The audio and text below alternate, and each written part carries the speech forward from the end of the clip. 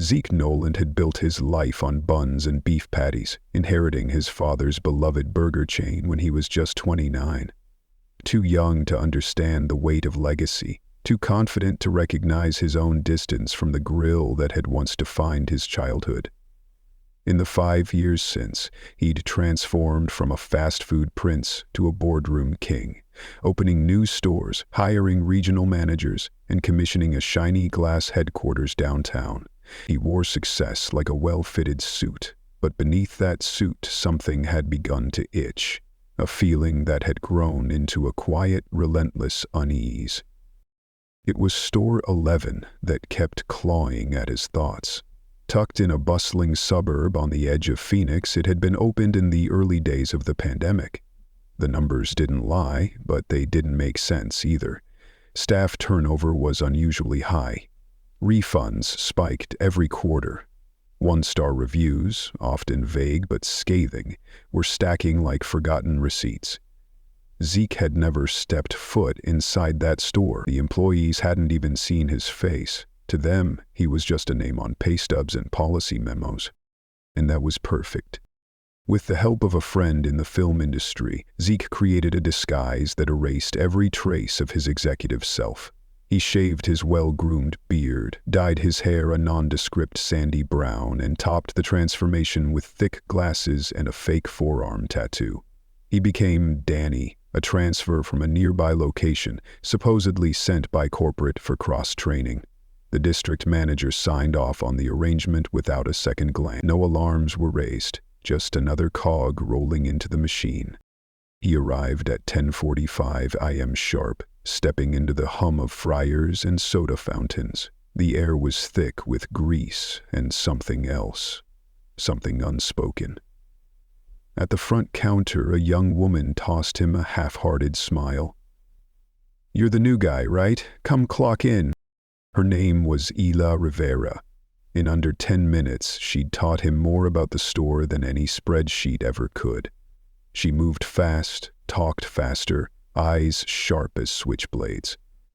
Before noon, she had trained him on the register, cleaned tables, handled a screaming toddler, and coordinated food orders, all without a breath of complaint. She wore resilience like armor. In the kitchen, Zeke met Julian, a line cook half absorbed in his music, and Cody, who barely glanced up from his phone. No signs of team chemistry, no sign of leadership.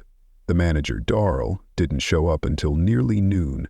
He strolled in like he owned the place, sunglasses on indoors, smoothie in hand, swaggering past his team with a smirk.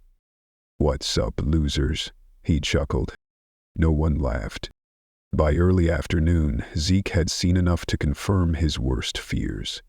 Darl was a ghost manager, present only in body, disengaged in every way that mattered. When he did speak, it was to belittle.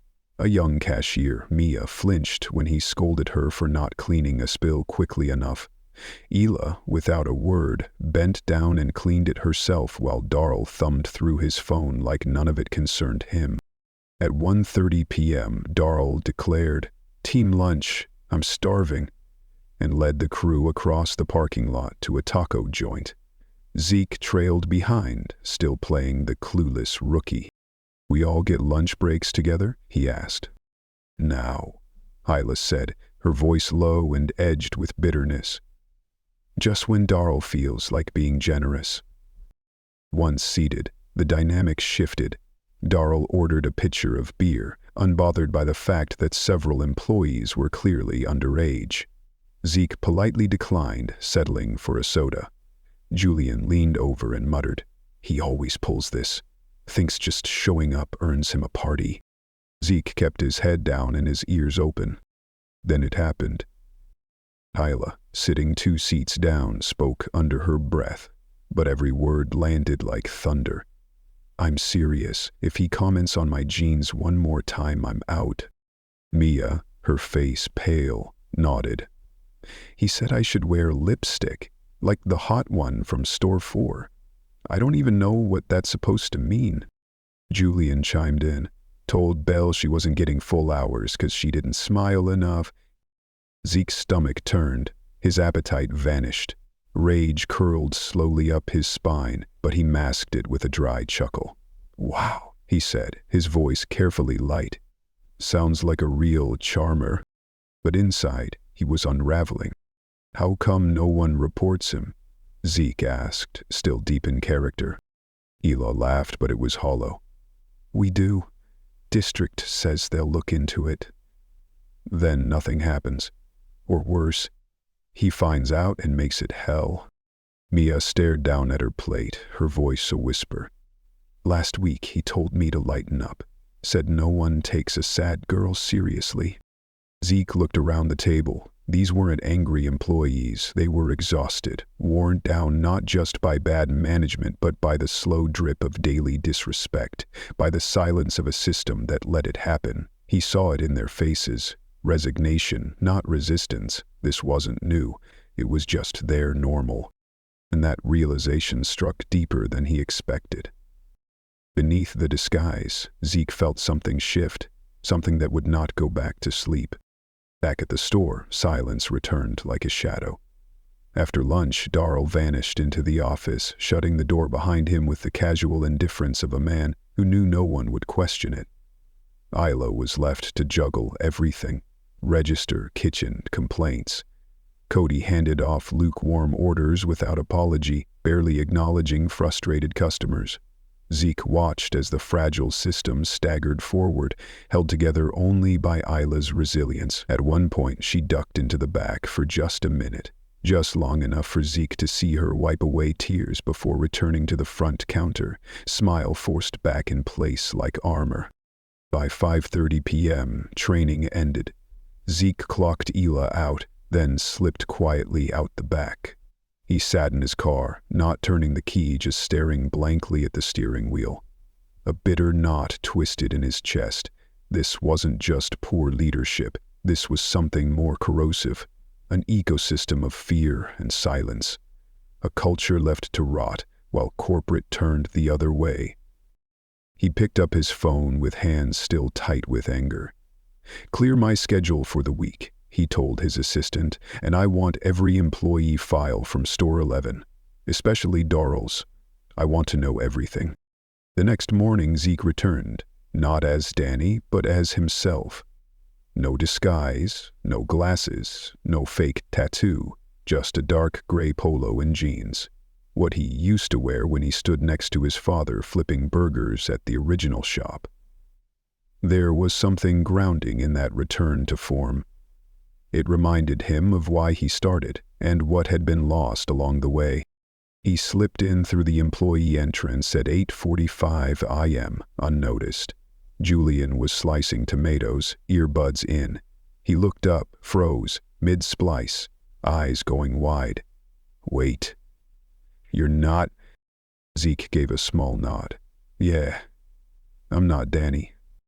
Julian blinked, hand still hovering with the knife. "You're the owner, Zeke Noland." He extended his hand, still damp with tomato juice. "Thanks for not making me cut my finger just now." Zeke chuckled lightly, shook his hand. "Appreciate the reflexes." "This is weird," Julian mumbled. "Where's Ela?" Zeke asked, already scanning the kitchen. "Front, setting up the drawer." Zeke walked through, his heart beating with the weight of what he was about to say. Isla looked up from the register, confusion flickering in her eyes. "Did you forget something?" "Not exactly," he said, stepping closer. "I'm Zeke, the owner. I came in undercover yesterday because I needed to see this place for what it really is." She stared at him, stunned. Her hands froze over the cash tray. Slowly, she closed the drawer with a quiet finality. "No one from corporate ever comes here," she said, almost whispering. "I'm not here from corporate," Zeke said gently. "I'm here because I heard what was said at lunch. I saw what you've been holding up alone. And I'm not walking away from it." She looked down, a single nod, her voice barely above a breath.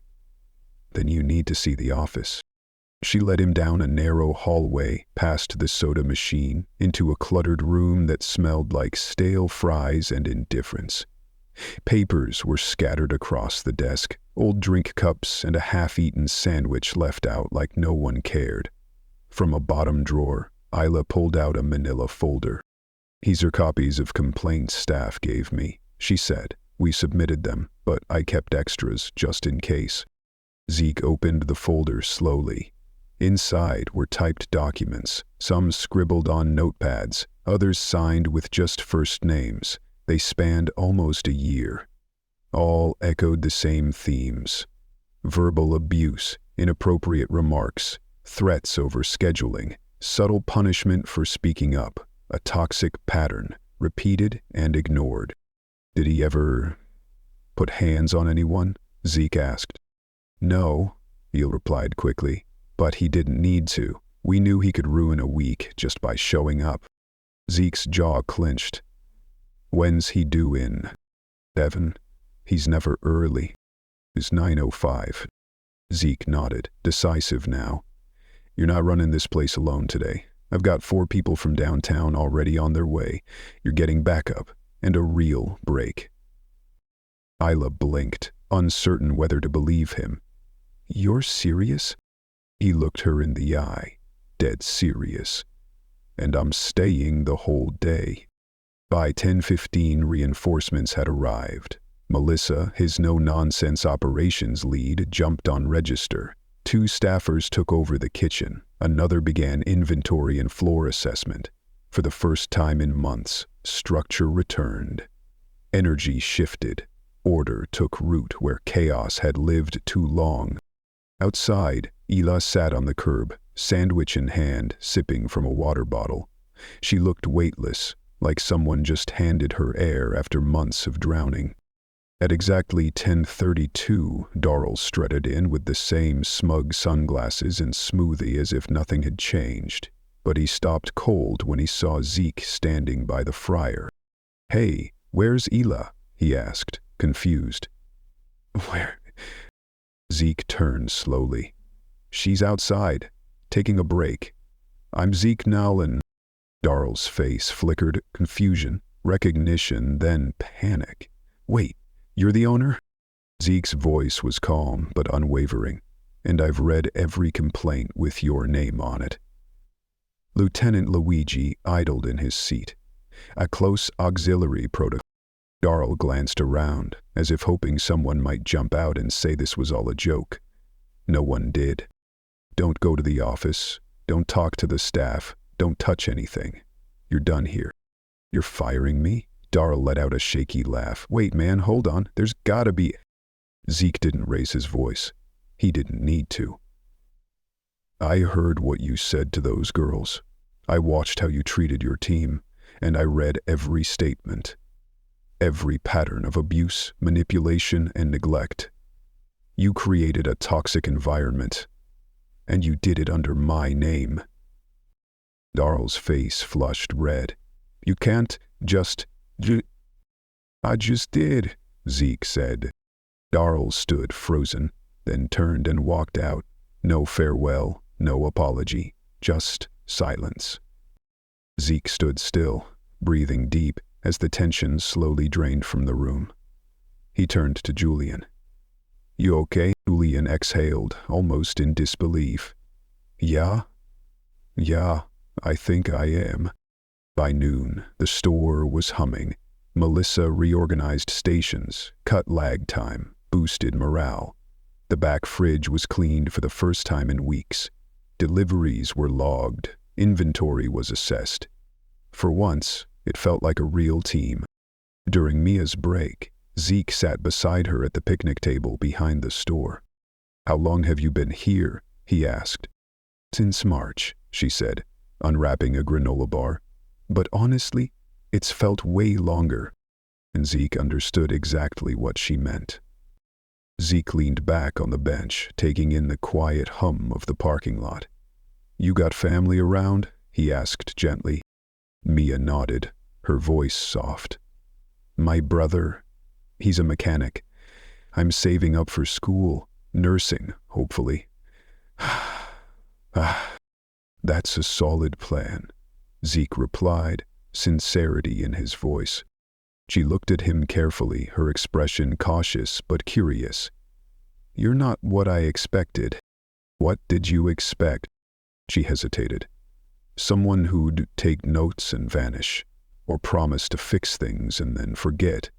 That's what usually happens." Zeke shook his head. "I'm not forgetting. Not this time. This store's been held together with fear and duct tape. That ends now." Mia glanced away for a moment, gathering her thoughts. "Eli's the only reason I didn't quit. She covered my shifts when I had strep, gave me rides when my car died. She didn't just keep me going.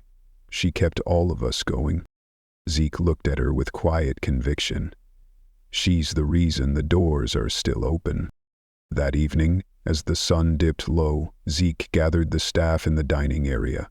Those who had just finished their shift, and even a couple who came in early just to hear what was going to happen. He stood by the soda machine, arms crossed. A far cry from the distant executive who once lived in spreadsheets. "I owe you all an apology," he began. "This store should have been a place you felt proud to work. A place where your hard work mattered. But instead, you've been left to hold it all together. Without backup, without recognition." "That's on me." The room was silent. No one interrupted, no one looked away.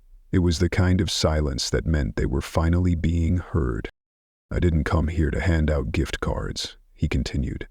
"I came to see what this job is like for the people who actually keep this business alive, and in just one day, I saw enough to know. This team deserves better." He turned to Isla, who stood stunned near the counter. "Starting tomorrow, Ila will act as interim manager while we begin the hiring process. Anyone who wants to apply for the permanent position, you'll interview directly with me." Ila blinked, stunned. "Wait, what?" "You earned it," Zeke said. "You kept this place standing when everything else fell apart." Turning back to the group, his voice stayed steady. "We've already flagged Store 11 for staffing relief. You'll have more help, more hours. We're launching an anonymous reporting line that goes straight to our home office. And next week, every store in this chain gets a surprise audit by me." A beat passed. Then Julian muttered, "About time." The room broke into laughter, relieved, spontaneous, real. Someone clapped. Ila's eyes welled, but she stood strong. Zeke nodded, his voice soft but full of steel. "You carried this store on your backs. Now, it's our turn to carry you." Ha ha ha ha ha. And he meant every word. The next morning, at 7:40 a.m., Zeke returned through the front this time. Same gray polo, same steady presence. The bell above the door chimed softly as he stepped inside. Ila was already at the counter, typing into the POS system. Her hair was pulled back into a no-nonsense bun. She didn't even look up. "You're early," she said. "There's much less pressure on the brain." She tapped a few more keys. "Julian's running late. Bus trouble. He's on his way." Zeke wandered behind the counter into the kitchen. The fryers were still cold. Prep bins were half-stocked. 2 boxes of buns sat unopened. The place was quiet and clearly short-staffed again. "How many are scheduled before 10? He called out. From the audience, the voice of "Just me and Julian." Zeke checked the schedule taped by the bathroom. 8 names total. 3 had fewer than 2 shifts all week. He stepped back behind the register. 2 more staff from corporate will be here in 15. They're taking register and prep.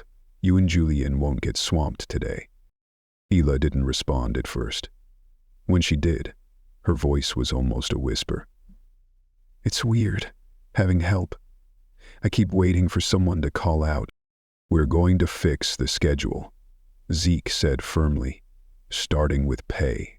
I checked payroll. You've been pulling over 35 hours a week for 2 months, still listed as part-time." She folded her arms. "Darrell said full-time would mess with their labor goals." Zeke didn't hesitate. He pulled a pen from under the register and wrote his number on a sticky note. This is my direct line. If anyone tries that again, you call me." She looked at the note but didn't reach for it. "And what happens when you're not here?" "I'll still answer," he promised. "But we're also putting in a field supervisor. Someone who doesn't just live in spreadsheets. Someone who shows up." The bell chimed again, twice. Julian burst in, winded, holding a bag of food and a water bottle. "Sorry, Buska was slammed. I ran the last block." "You're good," Zeke said. "Grab water. We've got backup coming in." Julian glanced at Ela, who gave him a quiet nod.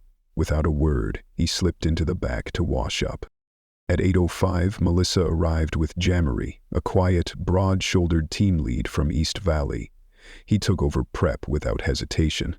Melissa hopped on register, freeing Isla to run the kitchen like a conductor guiding a symphony. By 8:30, the place had rhythm. Orders moved, people communicated, no one was sprinting across stations, no one looked overwhelmed. And just as the line began to stretch toward the door, a woman in a tan blazer stepped inside, shoulders squared, eyes scanning every inch of the store like she was inspecting a crime scene. Zeke saw her, and he recognized her immediately. "Shannon," Zeke said, stepping forward from behind the fryer line. She paused mid-step, blinking in surprise. "Zeke, I didn't realize you'd be here." "I'm surprised you are," he replied, voice firm. She lowered her voice. "I got your message about Darl. Came to assess the store, see what next steps might look like." "No need," Zeke said. "We've already started. Darl's gone. Ela is acting manager. Schedule's being rebuilt." Her polite corporate smile thinned, trying not to crack. "That's not protocol. We typically review candidates before placing anyone in that role, even temporarily." Zeke didn't flinch. "We're not following the old script anymore. That script let this store rot." Shannon's eyes drifted past him. Mia had just walked in, tying her apron. Her expression shifted when she noticed Shannon, a flicker of discomfort, then focus. "I'll need to speak with the staff," Shannon said. "Review the schedule, check which complaints were filed through the proper channels." "You had 3 formal complaints since March," Zeke interrupted. "All ignored. I pulled the logs last night. You were copied on 2. She stilled. "Walk with me," he said. They stepped out front, the door swinging shut behind them, muting the sounds of a store finally functioning again. Zeke didn't raise his voice. He didn't need to. "You saw the language in those reports. Retaliation, sexual comments, threats. And you sat on it." Shannon crossed her arms. "We were understaffed. I escalated what I could. If we pulled every manager with a few complaints, we'd have no one left." "There's a difference between a bad day," he said, "and a pattern of abuse. You either couldn't tell the difference or didn't care." "I've been in this role for 7 years," she snapped. "And I've been watching from the wrong seat for too long," Zeke replied, calm but steeled. "That's on me, but I'm correcting it, starting now." She opened her mouth but found no defense. Zeke pulled out his phone. "I'm removing you from supervisory oversight effective immediately. You'll report to HR for reassignment. If they find grounds to terminate, I won't intervene." Shannon's face faltered. "You're serious?" "I had lunch here 2 days ago," Zeke said. "A cashier said she felt unsafe. That's all the seriousness I need." She didn't argue, just turned, walked toward the parking lot, and disappeared. Zeke stepped back inside. The shift was hitting its stride. Orders flew through the system. Voices were clear, calm. Nobody scrambled, nobody barked. Ela stood at the back, calling out pickups, cool and focused. She hadn't seen him return. He leaned quietly against the wall near the soda machine. Mia walked by, carrying a tray of condiments. "You okay?" she asked. Zeke nodded, just watching. She followed his gaze. "Ela's been doing that since January. watching everything, fixing things before they broke. She ever ask for more pay? No, Mia said. She asked for fewer hours. They just gave her more instead. Not anymore, Zeke said, quietly resolute. At 10:45, a man in a maintenance uniform stepped in, part of the facility crew Zeke had called. He and Isla walked through the storage room. He pointed out faulty wiring, a slow leak under the sink, structural issues no one had even bothered to report. She listened, took notes. By noon, the team had made it through the morning rush without a single backup. Julian wiped down his station and glanced over. You know what's weird? Zeke raised a brow. Today actually flew by.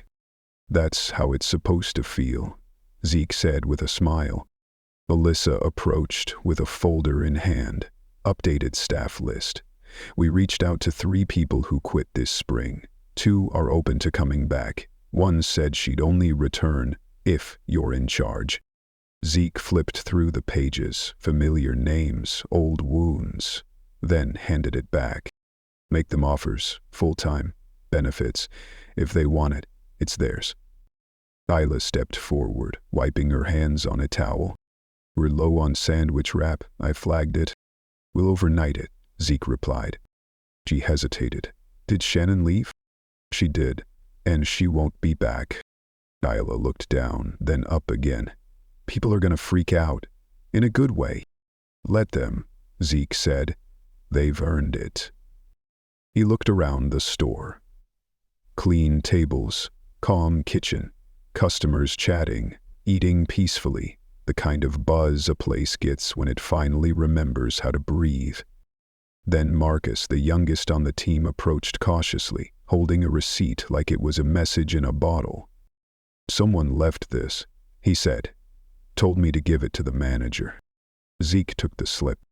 On the bottom, in loopy handwriting, it read, Best service I've had here in months. Staff seemed happy, food was fresh, keep it up.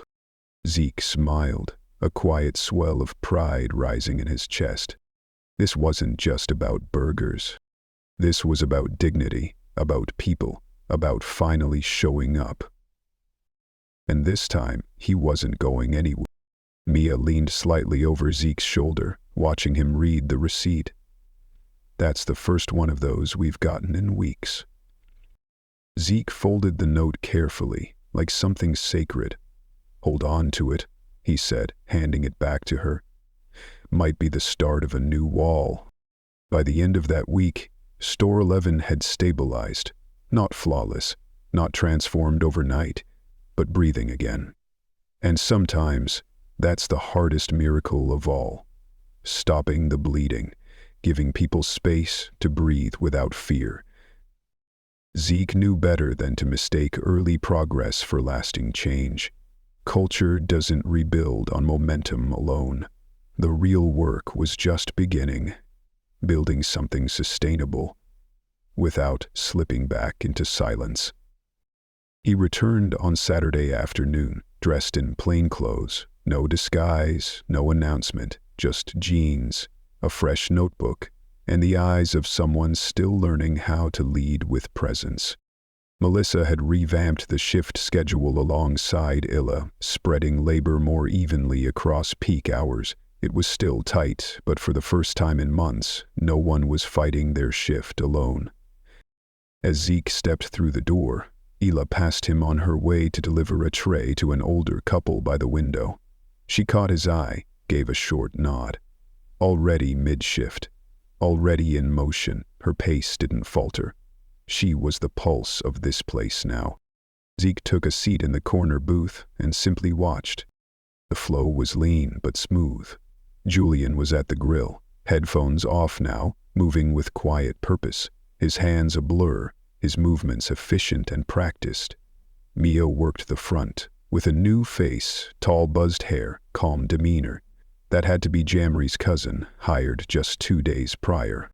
After the lunch wave eased, Zeke walked up to Mia. Got a second? She glanced over, surprised but not startled. Yeah. Now's good. They stepped out by the loading dock. where the hum of the walk-in cooler masked the world a bit. "You still thinking about school?" Zeke asked. Mia nodded, slower this time. "Yeah. I emailed the community college yesterday just to ask about fall registration." He let the moment breathe. "What do you need to make that happen?" She paused, chewing on the truth. "Time, a little flexibility, and honestly, just the sense that I won't be punished for trying to leave someday."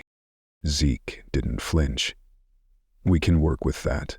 If your future is meant to grow beyond here, then this place should help, not hold you back." She looked at him for a long second. "That's not how jobs usually work." "It should be," he said softly. Inside, Isla flagged him down from the supply closet. "We're low on gloves. I flagged it earlier but wanted to confirm before submitting." "Submit it," he said. "Don't wait on confirmation. If we don't need them here, someone else will." She raised an eyebrow, half joking. "So we're really doing this now? Acting like we're a real store again?" "We are a real store," he said, a faint smile tugging at his mouth. "We're just not pretending anymore." She leaned against the doorframe. "It's still tense. Everyone's trying, but some folks still waiting for the other shoe." "It'll take time," he said. "Trust doesn't come back just because fear leaves the room." At 2:17, a man at table 6 waved sharply, 2 fingers like a snap. Mid-50s, crisp haircut, button-down shirt, impatient posture. Mia approached him, professional as always. He held up his sandwich wrapper. "Too much sauce on this. You people never read instructions." "Need to apologize. Offered to remake it." He didn't lower his voice. "Just do it right next time. What are you, new?" Before the words even landed, Zeke was on his feet. "Sir," he said calmly, "I'm the owner. I heard what you said." The man scoffed. "She messed up the order. I'm allowed to say that." "You're allowed to ask for a correction," Zeke replied, voice calm but sharp. "You're not allowed to talk to my team like that." "Oh, so this is customer service now?" the man snapped. "This what passes these days?" "No," Zeke said. "This is what passes for human decency." He held the man's gaze. "You can keep your meal, but you're done here." "You're kicking me out?" "Yes. We don't serve people who treat others like that. Not here. Not anymore." The man muttered under his breath but walked out without taking his refund. The door swung closed behind him. Mia still held the receipt. Zeke took it gently, tore it in half. "You don't ever have to tolerate that," he said. She nodded and returned to her station. Across the kitchen, Isla had seen the whole thing. She didn't speak, but her eyes said everything. By 4:00 p.m., the store was in gear for dinner rush. Orders would triple in the next hour. Zeke stayed behind the scenes, stocking bins, refilling sauces, wiping counters. He didn't need to lead with words anymore. He just needed to show up. At 5:30, the new assistant GM arrived. Tessa, pulled from one of their top-performing stores. 6 years with the company, known for leading with clarity and care. She pulled Hila aside in the back. "I'm not here to replace you," she said. Zeke made that clear. "I'm here to support while you figure out what you want. If you want the full manager role, I'll help you get there. If not, we'll find what fits." Isla hesitated. "I didn't think any of this would happen. Most people who do the right thing," Tessa replied, "don't think it'll matter. But it does." By closing time, the last ticket was out. The floor was scrubbed, the kitchen gleamed. It wasn't perfect. Jammery's cousin miscounted the fries. Julian had to double back on prep. But no one yelled. No one hid in the office. They worked through it. Together. "Jammery," Jammers said. Zeke stood by the front door, lights dimmed. "Come here a sec," he called to Hila. She walked over, arms crossed, still in work mode. "You want the job?" he asked. He didn't even need to ask which one. I don't know, she admitted. I didn't do this for a promotion. I know, he said. That's why you earned one. She looked down, then back up. If I take it? I want to hire my own team. No more recycled transfers. I want people who actually want to be here. You'll have full say, he said, and I'll back you. She gave a slow nod. Then, yeah, I'll take it. They shook hands. As the last of the team filtered out, Mia waved from her car. Julian nodded from the bus stop. The lights clicked off, one by one.